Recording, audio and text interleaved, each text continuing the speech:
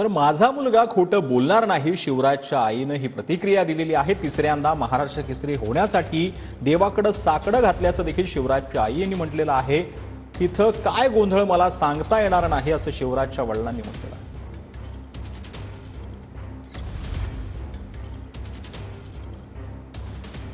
ठिकाणी शिवराज राक्षसचे वडील आहेत। मला सांगा की ज्या पद्धतीने शिवराजचा खरं तर पराभव झाला त्यानंतर कुठेतरी गोंधळ उडाला, त्यांनी ना रिप्लाय दाखवा कुस्तीमध्ये, एवढीच आमचे म्हणणे, बाकी काही नाही।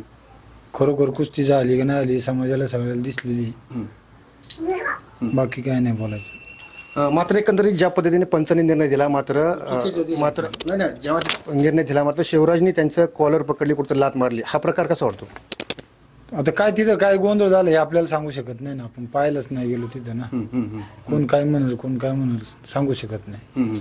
आपण डोळ्याने पाहिलं तर म्हणता येईल ना। मी स्वतः वडील आहे, कसं काय बोलू शकणार ना जर तिथं पाहिलं नव्हतं तर। तिसऱ्यांदा महाराष्ट्र केसरी होणार आहे म्हणून त्याला कुठेतरी पराभूत केलं जाते का? बरोबर आहे।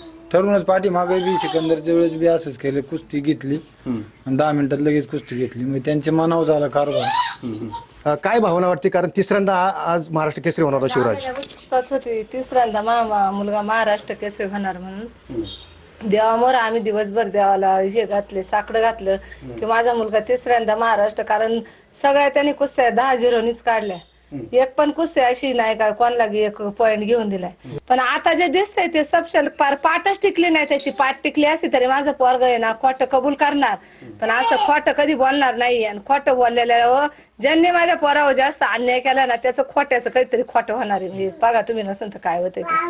कॅमेरा प्रमेश स्वामी, टीव्ही 9 मराठी, खेड, पुणे।